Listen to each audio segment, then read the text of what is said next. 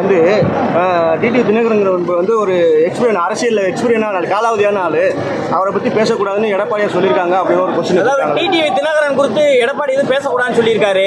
TTV Dinakaran வந்து ஒரு media வெளிச்சத்துக்காண்டி தான் பேசுறாரு. டிடிவி தினகரன் வந்து ஒரு எக்ஸ்பைரி டேட், அவரை பற்றி நீங்கள் பேசாதீங்க அப்படிங்கிறது சொல்லியிருக்காரு. உங்களோட கருத்து? 26 சட்டமன்ற பொதுத் தேர்தல் மே மாதத்தில் யாரெல்லாம் எக்ஸ்பைரி ஆனவங்கன்னு உங்களுக்கு தெரிய வரும். எடப்பாடி திமுகவில் இன்றைக்கு அண்ணா திமுகவை ஒழித்துவிட்டு எடப்பாடி திமுகவை நடத்துபவர்கள் அங்கு உள்ள தொண்டர்களையும் நிர்வாகிகளையும் ஏமாற்றுவதற்காக விஜய் தங்கள் கூட்டணிக்கு வரப்போவதாக பொய் தகவல்களை பரப்பி வருகிறார்கள். நீங்கள் சொன்ன மதுரையைச் சேர்ந்த அந்த தம்பி கூட, கேசட் தம்பி இருக்கார, அவர் கூட வீரப்பன் மாதிரி மறைந்திருந்து கேசட் விடுறவர் கூட திமுக விஜய் எங்கள் கூட வரணும், எப்படி அது ஆடு நினைதுன்னு ஓனாய் அழுகிற மாதிரி, விஜய்க்கு ஒன்றும் தெரியாத மாதிரி இவர் ஏமாத்துகிற மாதிரி, விஜய் திமுக ஆட்சிக்கு வந்தால் விஜய் தாவைக்காவை அழைத்து விடுவார்கள், அதனால் எங்கள் கூட வாங்க, இந்த புலிக்கு பயந்தவங்கெல்லாம் என் மேலே வந்து படுத்துங்கன்னு சொல்கிற மாதிரி. ஏற்கனவே திமுக ஆட்சி 4 ஆண்டுகளுக்கு முன்பு தேர்தல் அறிக்கையிலேயே இன்றைய முதலமைச்சர் தேர்தல் அறிக்கையில் என்ன சொன்னார்?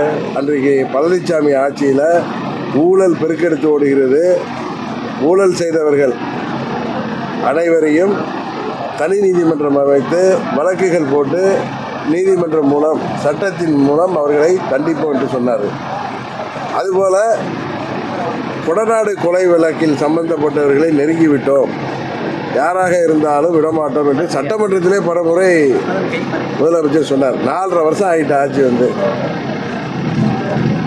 4.5 ஆண்டு ஆட்சியில் இருந்தபோது பழனிசாமி மற்றும் அவரை சேர்ந்து இன்றைக்கு குரல் கொடுப்பவர்கள்,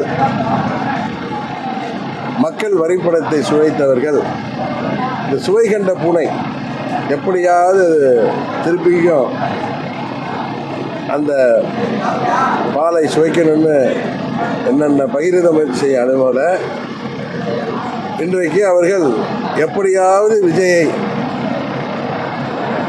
அவர்களை தங்களோடு அவர் வந்து விடுவார் என்ற ஒரு தகவலை பரப்புவதன் மூலம் தங்கள் தொண்டர்களை கொஞ்ச நாளைக்கு தக்க வைத்துக் கொள்ளலாம், சோர்ந்து போயிருப்பவர்கள் நிர்வாகிகளை என்று அவர்கள் இது ஒரு கோயப்பல்ஸ் முறையில் செய்கிறேன். அதை நான் தோல்வித்து காட்டுகிறேன்.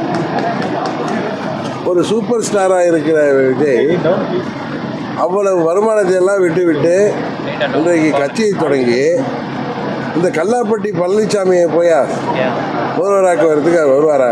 சிறு குழந்தைகளை கேட்டாலும் தெரியும். ஆனால் நான் என்ன நினைக்கிறேன்னா, இந்த எக்ஸ்பைரி ஆக போகிறவங்கெல்லாம்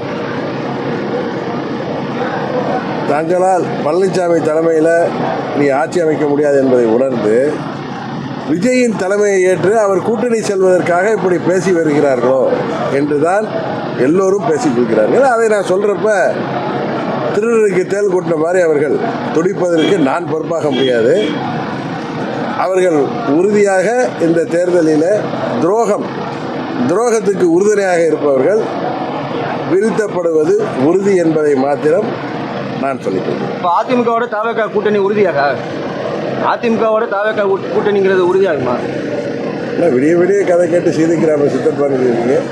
அதாவது திரு விஜய் அவர்கள் தலைமையை ஏற்று விஜய் முதல்வர் வேட்பாளராக ஏற்று வேண்டுமானால் இவர்கள் சென்றால் கூட்டணிக்கு வாய்ப்பு இருக்கிறதுன்னு சொல்றேன்.